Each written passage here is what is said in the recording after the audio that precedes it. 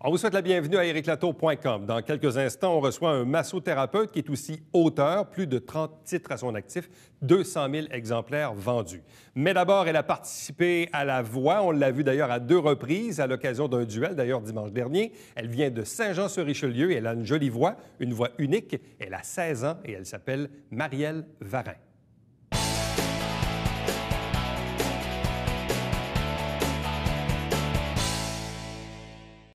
L'émission la plus regardée au Québec ces temps-ci, c'est bien sûr le dimanche et c'est La Voix. Et à chaque année, on a le bonheur d'avoir des représentants, des participants qui émanent de la région du Haut-Richelieu. La semaine dernière, on recevait Nicolas Muraton d'Henryville. Et cette fois, c'est au tour de Marielle Varin. Bonsoir et bienvenue. Allô. Et félicitations. Merci. Et en plus, ce qui est très intéressant, quand Marielle est passée à la télévision, mes enfants qui ont 19 ans m'ont dit « Ben oui, on la connaît, elle habite dans le quartier. » Oui, comment ça? Je dis « Ben oui, on est allé à l'école avec son frère. » Oui, ben oui. Tu as 16 ans? Oui, 16 ans. Tu es à l'école Joséphine d'Endurant, Oui, en ben 4e secondaire. Oui, c'est ça. Mais à quel moment ça t'est passé par l'idée de t'inscrire au concours La Voix cette année, en 2016? Oui, bien en fait, c'était pas vraiment voulu. Je voulais attendre à plus loin, peut-être au cégep, pour aller à La Voix, parce que je me disais, je vais avoir plus d'expérience. Mais là, après ça, je me suis dit peut-être que ça n'existera plus dans ce temps-là. Fait que je suis mieux d'y aller tout de suite, on ne sait jamais. Fait que là, ça s'est vraiment fait comme ça. Ça s'est fait sans idée. J'ai juste foncé puis je suis allée. Bon, c'est une pré-audition d'environ 5000 personnes. Sur les 5000, on en retient 100. Ouais. Et parmi les 100, il y en a à peu près une soixantaine que nous, on voit à la télé, parmi ceux qui sont acceptés et quelques-uns, évidemment, qui sont refusés. Parle-moi de la pré-audition l'automne dernier. Comment ça s'est passé? Qu'est-ce que tu as présenté comme pièce pour accrocher l'œil et l'oreille de Stéphane? Oui, dans le fond, ma pièce était vraiment différente quand même de mon audition à l'aveugle. C'était pas la même chanson. J'ai fait Little Black Submarine de Black Keys. C'est un groupe un peu plus rock. Mais je l'ai fait au piano aussi. Fait que là, ils ont pu me voir que je faisais des instruments à part le chant. Puis ça s'est super bien passé. J'ai vraiment aimé ça. Ils font pas beaucoup de commentaires parce qu'il y en a beaucoup qui passent. Il y en a beaucoup à passer. C'est ça, il faut qu'ils se dépêchent. Mais non, ça, j'ai vraiment aimé ça. Puis là, je me disais, ben ils me prendront, ils me prendront pas. Mais moi, je pensais que ça allait vraiment être long avant qu'ils m'appellent. Mais finalement, ça n'a pas pris de temps. Fait que j'étais assez surprise.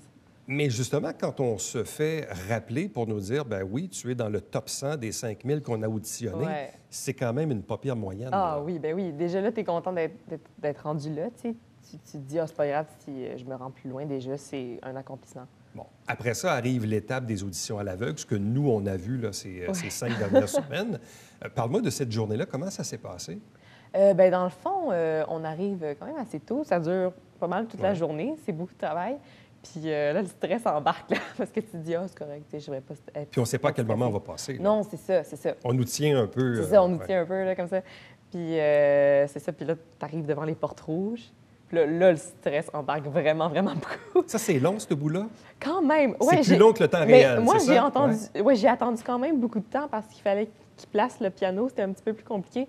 Fait que, mais ça a été une bonne chose parce que ça m'a donné comme le temps de déstresser. Ah, t'as bien mieux ça, toi? Ben oui, j'ai aimé ça parce que c'est ça, j'étais vraiment, vraiment stressée. Puis là, je shakais. Mais là, après ça, je me suis calmée. C'était pire d'attendre, des fois, non? Mais non, mais c'est ça. Mais là, c'est ça m'a donné le temps de me calmer puis de prendre sur moi. Puis là, je suis rentrée. Puis là, j'étais plus confiante. Bon. Une fois que tu montes les marches, que tu ouvres les portes, effectivement, que tu t'assois au piano, là, il se passe quoi dans la tête? Oh mon Dieu. Bon, ben là, on peut pas penser à plein de choses. Il faut juste qu'on pense à notre tune, puis il faut qu'on pense aussi à avoir du fun, parce que dans le fond, on est là pour ça, puis c'est déjà cool d'être rendu là. Puis vu que moi, je m'accompagnais au piano, je pouvais pas vraiment regarder les juges s'ils se retournaient ou non. Tu restes concentré. Ça fallait que je reste concentrée, parce que j'étais pas non plus dans le même angle. Fait que c'est ça, j'essayais juste d'avoir du plaisir. Qu'est-ce que tu as présenté comme pièce pour que les gens s'en rappellent? J'ai fait l'éphémère de Alexandre Desilets. Et pourquoi as-tu choisi cette pièce-là? Bien, j'ai choisi ça. En fait, c'est pas très connu comme pièce, mais je voulais justement que les gens puissent apprendre à connaître, dans le fond, Alexandre Desilets, qui est vraiment un bon artiste québécois aussi. Puis c'est ça, je me suis dit, ça va fitter avec mon piano. Même si tu ne vois pas beaucoup les juges, évidemment, tu entends la foule. Oui. Et quand les chaises commencent à se tourner, tu le sais, là. Oui, bien c'est ça. Le premier, je m'en suis rendu compte avec le bruit du bouton, là. qui s'est retourné, c'était Marc. Mais après, je m'en suis pas vraiment rendu compte parce que j'étais juste trop contente. Je me suis dit, OK, je suis déjà dans la compétition. C'est vraiment à la fin de ma pièce que là, je me suis retournée et que j'ai vu les 4 s'étaient retournés. Là, j'étais surprise. Est-ce que tu avais une idée préconçue du choix que tu allais faire avant de monter sur scène, une préférence? Ben oui, je m'étais dit que j'allais sûrement prendre Pierre ou Ariane, si j'avais la possibilité de le faire. Mais là, quand j'ai vu que les quatre étaient retournés, j'étais comme, oh boy, OK. Est-ce que ça a mis ton choix en doute? Oui, ça l'a. Oui, oui. Oui, là, je savais plus, là, avec les commentaires et tout, là. Avec Eric aussi. Mais là, tu es allé avec ton premier choix. Oui, j'ai quand même resté avec Pierre parce que je me suis dit, le premier choix, c'est toujours le meilleur. Puis je le connais depuis longtemps. Bien, sa musique, en fait. Je connais sa musique depuis longtemps. Fait que je me suis dit, ça va être un bon match. Bon, je pense que tous les juges étaient étonnés, d'une part, évidemment, que tu aies 16 ans, Ouais. mais étonnés aussi de la voix. Tu as une voix relativement grave pour une jeune fille, une voix assez unique. Même d'ailleurs, c'est revenu là, dans l'autre épisode qui a été diffusé cette semaine avec les duels. Oui. Parle-nous justement de comment ça s'est passé entre le moment de l'audition à l'aveugle. Là, tu as rencontré Pierre Lapointe. Est-ce que vous vous êtes vus quelques fois avec Oui, dans le fond, avec Pierre Lapointe, on s'est rencontrés quelques fois pour pratiquer. Aussi avec Simon. Ouais. C'était bien le fun. Puis Pierre Lapointe, il est super gentil puis drôle. Fait que j'étais vraiment contente. Puis oui, on s'est vus une couple de fois. On n'a pas pu tant parler parce que c'était plus pour pratiquer. Mais non, c'est ça, on s'est rencontrés une couple de fois. Ça, c'était agréable, ce moment-là, oui. où le coach, avec son Oui. adjoint, là, si on veut, son mentor. Oui, Diane, oui. Ça, c'était intéressant, ça? Ah oui, c'était le fun parce que là, tu rencontres déjà deux personnes que tu admires puis tout. Diane, je la connaissais moins. C'était parce que je suis plus jeune. Ouais. mais non, c'était comme super impressionnant. Puis c'est le fun de voir leurs commentaires. Et puis, en quoi les commentaires viennent influencer la performance que tu vas faire ensuite au duel? Bien là, dans le fond, c'est sûr qu'on se fie sur eux. Ils ont beaucoup plus d'expérience que moi, là, en plus, avec mon âge. Mais tu sais, je veux dire, ils sont super détendus. Ils nous disent « restez vous-même ». C'est ça que les gens, ils veulent. Essayez pas de changer votre voix pour la toune. C'est votre voix qui va changer la toune. Quelle était la chanson imposée dimanche Au dernier? duel, oui, c'était « J'ai demandé à la lune » de Indochine. Bon. Et là, comment ça se passe, le duel? Parce que là, on sait qu'il y en a un des deux qui va rester. Donc, c'est une chance sur deux, oui. En même temps, on développe une certaine amitié ou une connaissance. Ça, c'est un peu déchirant, ce bout-là. Oui, Simon, je l'aimais tellement. Il était tellement drôle. Puis c'était comme une des personnes de mon équipe que j'aimais le plus. Fait que j'étais vraiment triste de le voir partir. Puis j'espérais vraiment qu'il se fasse voler. Mais ça l'a pas arrivé. C'est pas arrivé. C'est pas arrivé. Mais visiblement, même on regardait dans l'ensemble des performances qui, dans certains cas, sont vraiment presque équivalentes en termes de livraison. Mm-hmm. Mais ce qui va faire la différence dans le choix final, et on l'a vu là, au duel, c'est vraiment le petit quelque chose qui distingue souvent. C'est une question de goût, tu sais. Mais c'est une question de goût parce que, comme on dit souvent, des beaux garçons ou des belles jeunes filles qui chantent bien, il y en a plein. Maintenant, qu'est-ce qui fait que lui ou elle va ressortir du lot? Visiblement, dans ton cas, c'est le timbre de voix qui ressort, là, qui est différent, qui sort du lot. Oui. Oui, ça a l'air d'être quand même ça, oui. Ça fait longtemps que tu chantes, que tu joues le piano? Piano, oui, ça fait longtemps. Ça fait depuis que j'ai 6 ans, en fait. Puis le chant, je veux dire, je chante depuis le plus loin que je peux me rappeler, mais c'est vraiment, ça a vraiment été plus concret pour moi quand j'étais environ secondaire 1 ou 6e année de primaire. C'est là que j'ai commencé à prendre des cours de chant, dans le fond. Mais avant ça, je chantais vraiment juste pour le plaisir. Bon, et depuis combien d'années as-tu comme professeur Valérie Lahaye, Oui. qui est l'une des 4 finalistes d'une autre édition de La Voix? Valérie, mon Dieu, ça fait combien de temps? Je pense que ça fait 4 ans, 3 ou 4 ans. Oui, à peu près, oui. Qu'est-ce qu'elle t'amène, Valérie? Bien, Valérie, déjà en partant, elle a beaucoup d'expérience avec la voix en plus. Là, elle a pu m'aider, puis me donner des conseils, puis me dire un peu à quoi m'attendre. Puis elle aussi, comme Pierre, c'est drôle, elle revient beaucoup sur le fait de rester soi-même puis de ne pas essayer de changer sa voix. Fait que ça m'a aidée. J'ai pu comme évoluer, mais avec ma personnalité, dans le fond. Et les cours de Valérie, ça ressemble à quoi au niveau du piano, au niveau de la voix? Ça ressemble à quoi? Ça ressemble à quoi un cours de Valérie Lahaye? Bien, un cours de Valérie Lahaye, je veux dire, c'est un cours de chant comme un autre. Là. On pratique différentes tunes. C'est moi qui apporte les choix. Puis aussi, elle m'aide beaucoup pour m'accompagner avec mon piano, vu qu'elle s'accompagne aussi. On fait de la technique aussi au début. Puis on fait du blues aussi, des scats, beaucoup. Fait que c'est ça. Bon. Il y a un autre candidat à La Voix aussi qui t'a donné des cours, c'est Thomas Hodgson. Oui, Thomas. Qu'est-ce qui t'apporte, Thomas? Est-ce que ça fait longtemps que tu le connais? Bien, en fait, Thomas, je l'ai rencontré par l'entre-gens, ça se dit ça, de Valérie. L'entremise, en tout cas, de Valérie. Ouais. Puis Thomas, c'est un gars vraiment authentique, puis vrai, puis il est super original, puis il essaie toujours de changer la chanson pour la rendre à sa manière. Fait que lui, il m'apporte plus ça. Ce côté-là. Ouais, ce côté-là. Bon. Là, évidemment, le reste, on ne peut pas en parler parce que ce n'est pas encore diffusé. Non. Toi seul le sais. Ouais. Il y a un embargo parce que là, la prochaine étape, c'est les chants de bataille, c'est Oui, ça? c'est ça. Et après ça, évidemment, il y a les galas qui sont en direct, bon, Ouais. et tout. Là. On connaît un peu comment ça fonctionne. Une fois que tout cet épisode-là va être terminé, et puis qu'évidemment, on va connaître la finalité de ton sort dans l'émission, évidemment, oui, tu es en secondaire 4, secondaire 5 l'an prochain. Tu es dans un programme particulier aussi au niveau de la musique? Oui, en fait, je suis en sport hors études, ça s'appelle. Je fais la moitié de la journée à l'école, la moitié de la journée à mon école de musique. Fait que c'est ça, à tous les jours. Est-ce que tu fais là aussi du piano et de la voix? Oui, piano, voix, mais on fait aussi plein d'autres cours. On fait du rythme, des logiciels d'ordinateur de musique, on fait des ensembles, on fait de la création, du rythme, je ne sais pas si je l'ai dit, de la théorie, de la littérature, plein de choses. Et toi, tu veux faire quoi de tout ça? Parce que, bon, là, tu auras l'expérience de la voix qui, oui, amène de façon momentanée une visibilité, des opportunités super intéressantes. Mais évidemment, on a encore la vie devant soi. Qu'est-ce que tu veux faire avec ça? Est-ce que ton objectif, c'est plus tard d'entreprendre des études collégiales ou universitaires? Oui, toujours dans le domaine de la musique? Est-ce que c'est ça l'objectif? Bien, en fait, c'est pas nécessairement mon objectif. C'est sûr que je veux faire de la musique et chanter jusqu'à ma mort, mais je m'intéresse vraiment à plein de choses. Fait que j'aimerais ça faire justement plein de choses en même temps, pas juste de la musique, mais je veux vraiment que la musique reste dans ma vie, ça c'est sûr et certain. Mais je sais pas encore ce que je vais faire OK, mais au c'est tout à fait cégep correct. parce que université.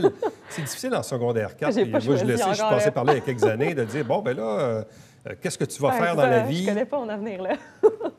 Mais donc, tu n'es pas nécessairement certaine à ce moment-ci que tu veux entreprendre des études collégiales ou universitaires en musique. Ça pourrait être... Ça pourrait être ça, ça pourrait Ça être pourrait être ça, mais ça pourrait être et autre chose. Et autre Ouais, chose c'est ça. aussi. Ça pourrait être plein de choses. Parce que c'est ça, aujourd'hui, le domaine de la musique. Puis on en discutait, entre autres, avec Jeffrey Piton, qui était un autre type de Saint-Jean, qui était aussi Oui, je l'aime à la beaucoup, voix. Puis aujourd'hui, évidemment, des artistes qui gagnent leur vie en pratiquant le métier, c'est de plus en plus rare, bon, parce que les ventes d'albums, c'est tout ce que c'était, bon, c'est les spectacles et tout ça. Donc, c'est le bon vieux dicton des vieux parents qui disaient dans le temps, « Trouve-toi une vraie job dans la vie. » Mais après ça, tu continueras de faire de la musique quand même. Est-ce que ton questionnement, est-ce qu'il est là, toi, en ce moment? Du haut de tes 16 ans, de dire... mon questionnement, ouais, il est plus là, c'est beaucoup là. Mais tu sais, je fais vraiment ça parce que j'aime ça, c'est vraiment pas parce que je suis obligée de le faire, c'est vraiment plus pour ma passion. Puis, tu sais, si ça mène quelque part, je vais être super contente, mais sinon, je vais juste être contente pour l'expérience. Donc, tu veux chanter, ouais. Tu veux jouer, oui. Tu veux composer aussi? Oui, je compose déjà. Tu composes déjà? Et tu composes quoi? Bien, je compose du piano. Ça ressemble à quoi? C'est quoi les influences? Bien là, les influences, mon Dieu. Bien, pour les paroles, mettons que je m'influence de pas mal de choses, mais parce que je compose en anglais et en français, en fait, là. Mais... j'ai pas fait beaucoup de chansons, là, mais en tout cas, j'aime beaucoup Louis-Jean Cormier, les paroles de Jean Cormier. Puis, et musicalement? Musicalement, j'aime beaucoup Lana Del Rey. Puis, mais je m'inspire vraiment de plein de styles différents, autant nouveaux que vieux, autant rock que plus classique. Là, en terminant, c'est quoi l'impact dans ta vie depuis... Parce que là, tu as été diffusé dans 2 épisodes, celui de dimanche et celui là, qui datait de 2 semaines. Oui, c'est vrai, juste 2. Ben parce que, bon, évidemment, toi, tu as enregistré ça l'automne dernier, donc des fois, c'était un peu loin dans la tête, là, mais pour nous, c'est très frais à la mémoire.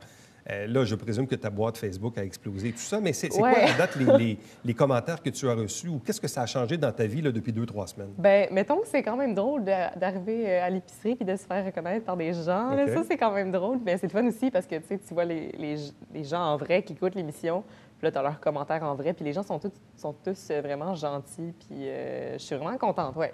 Sont fins. Bien, Marielle, merci beaucoup. Merci félicitations. à vous. Bonne chance pour la suite. Merci. On a hâte de connaître ton sort. Oui, on Peut-être verra. qu'on va te réinviter, on ne sait pas. On verra la suite. Merci. Merci.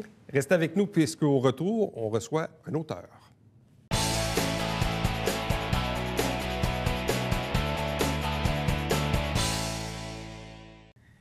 Salut, ici Alexandre Baudouin. Et François Trépanier. François, cette semaine à Sport Express, tellement un beau projet, le hockey adapté. Oui, avec Karel Brassard qui est là pour en parler. Et toi, on parle de plein air? Exactement, avec François Laramée, un habitué. Oui. Manquez pas ça.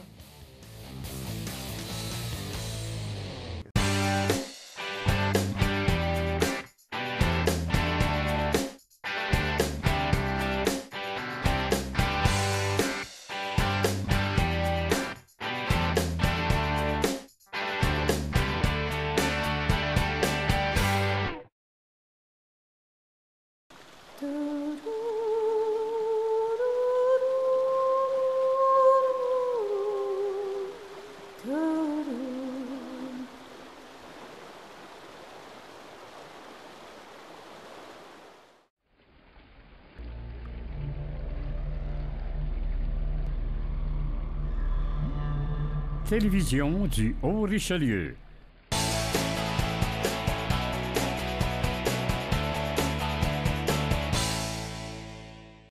Il est auteur et massothérapeute également. Il a 30 titres à son actif, plus de 200 000 exemplaires vendus au fil de toutes ces années. Il s'appelle Gilles Morand. Il est avec nous. Bonsoir et bienvenue. Bonjour, M. Latour. Comment on devient massothérapeute et auteur? Lequel des deux métiers est arrivé en premier? Auteur. Auteur avant massothérapeute? Un an avant de tomber massothérapeute. Et pourquoi? J'avais découvert au secondaire dans des cours d'expression dramatique, la bioénergie, le massage habillé en collant comme de la gymnastique ou du ballet. Là, tu sais. Puis on faisait des exercices qui venaient de la vague de la Californie, là, la méditation, la thérapie par le dessin. Tu sais. Fait que j'ai appris le massage dans ces secondaires 5. Là. Quel type d'ouvrage sur lequel avez-vous travaillé? Parce que là, vous en avez amené quelques-uns ici, là, dont votre dernier, là, qui est Oui, le debout. dernier qui s'appelle Quitter Gaïa, on va en parler tantôt si on a le temps, ou Co-créons le paradis sur Terre. Tu t'en vas ou bien tu fais le paradis sur Terre. Quel est le fil conducteur dans les 30 ouvrages que vous avez écrits au L'amour cours? du cœur. L'amour du cœur. Pourquoi? C'est ça qui est en train de changer sur Terre, là. On a découvert scientifiquement, bien, je vais t'expliquer quelque chose vite. Ça fait 300 ans que la science elle a mis comme vérité, que tout le monde croit maintenant, qu'on n'a pas d'influence sur rien. Les émotions, c'est sec, on ne sent pas. Tu sais.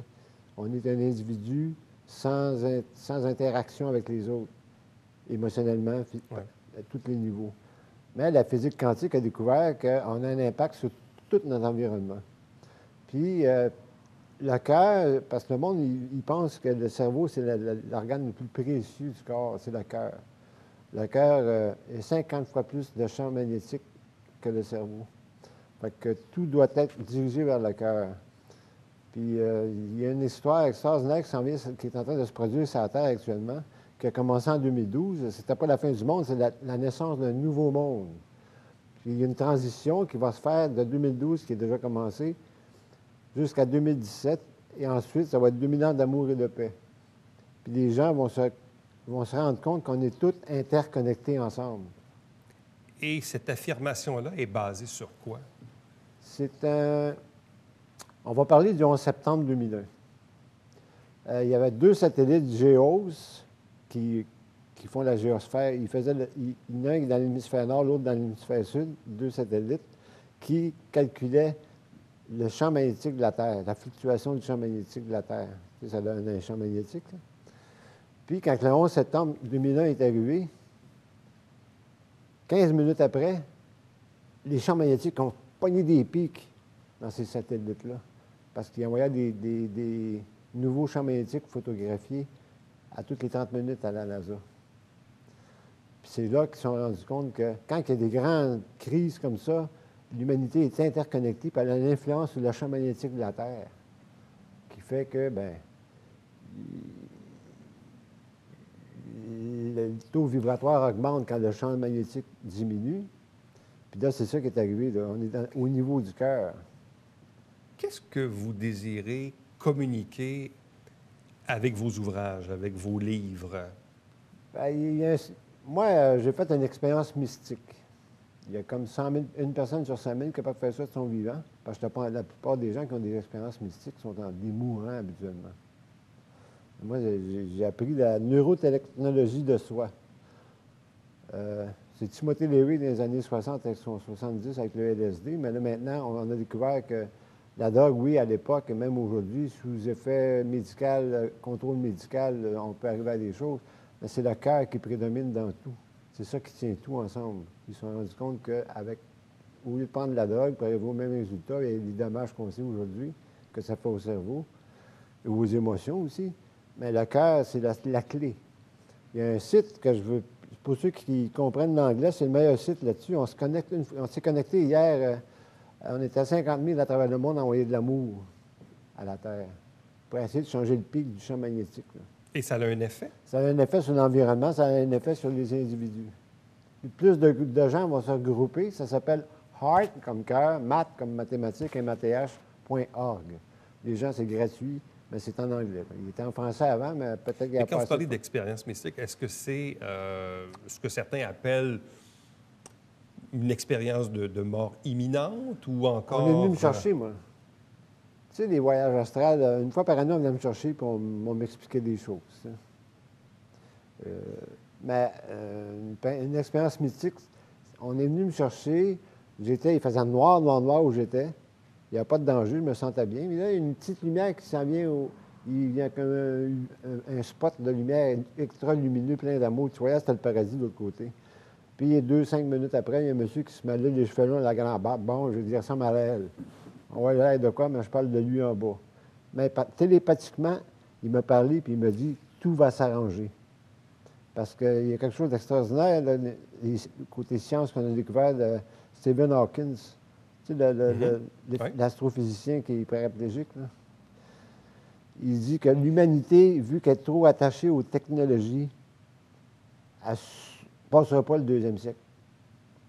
Fait que c'est pour ça que j'ai marqué « Quitter Gaïa » ou « Co-créons le paradis sur Terre ». Soyons verts, soyons écolos, soyons bio, soyons vegan, la mode du vegan. Quand vous racontez ça à des gens, parce que, bon, vous racontez vos expériences, les autres qui, comme moi, ou les éternels sceptiques, disent, ben, écoutez, c'est peut-être un rêve ou encore il y a des raisons physiques ou scientifiques qui expliquent ce que vous vivez. Vous répondez quoi à ces gens-là? Je dis que quand ça vient du cœur, c'est la vérité. L'amour, la compassion, le partage, l'entraide, ça ne ment pas. Tu sais. Tu vois une personne sur le bord de la rue qui te demande ça prend de l'amour. Tu sais. Ce que je dis aux gens, c'est si tu as l'amour, j'ai engueulé le 2e champion de kickboxing au Québec une fois, parce qu'il ne se mêlait pas de ses affaires. Les employés où je travaillais, ils m'ont demandé d'aller y parler calmement. Puis j'ai envoyé de l'amour du cœur en lui donnant un petit savonnage. Hein. Puis j'ai senti le 13e chakra.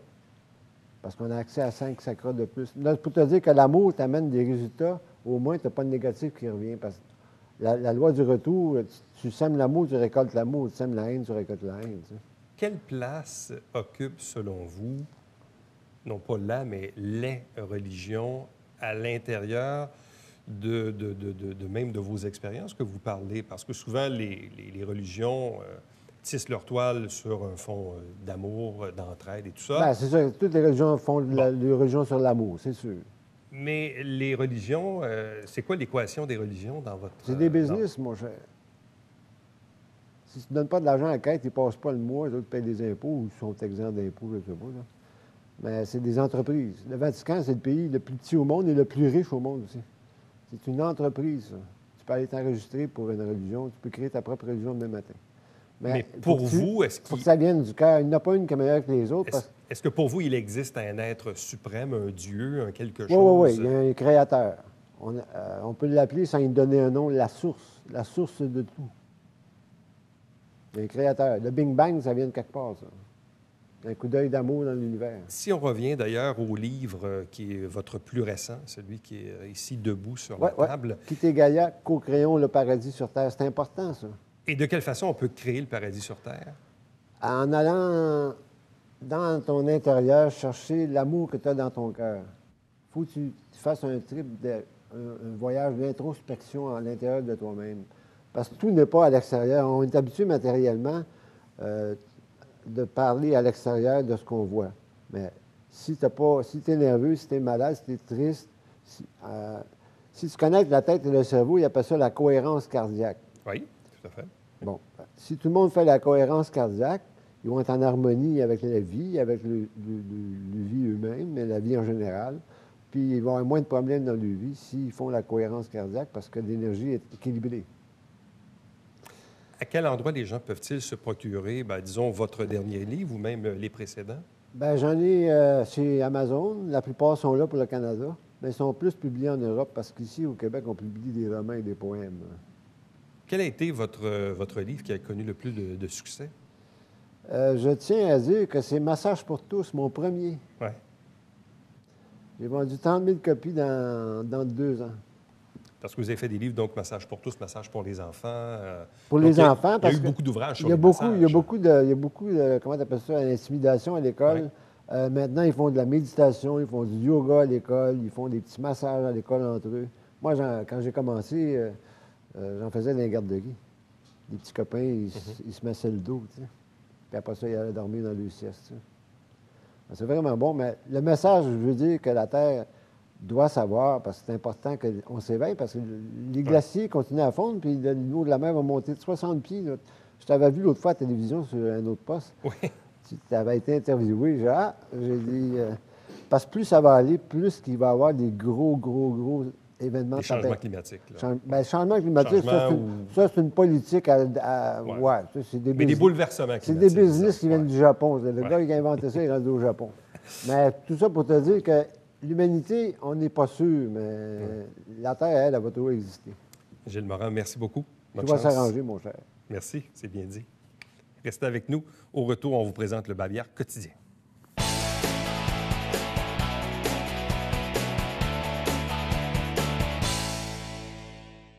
On est à la fin de l'hiver et pour ce qu'il en reste, on vous donne quand même le lien pour vous informer sur l'état des patinoires. Il peut y avoir des fluctuations au niveau des températures. Bande du canal Saint-Jean-Saint-Luc, c'est un peu plus incertain. Il y a l'anneau de glace à l'Arena et il y a les patinoires de quartier également. À chaque semaine, on vous présente des extraits du conseil municipal. L'émission s'appelle Saint-Jean-sur-Richelieu. Vous avez l'horaire à l'écran. Et aussi, ne manquez pas le Télébingo tous les dimanches matin, 9h30 en direct, avec 3 500 $ en prix, plus évidemment la carte pleine qui est à 2 000 $. Il y a 30 dépositaires pour acheter vos livrets un peu partout sur le territoire. À demain. Bye-bye.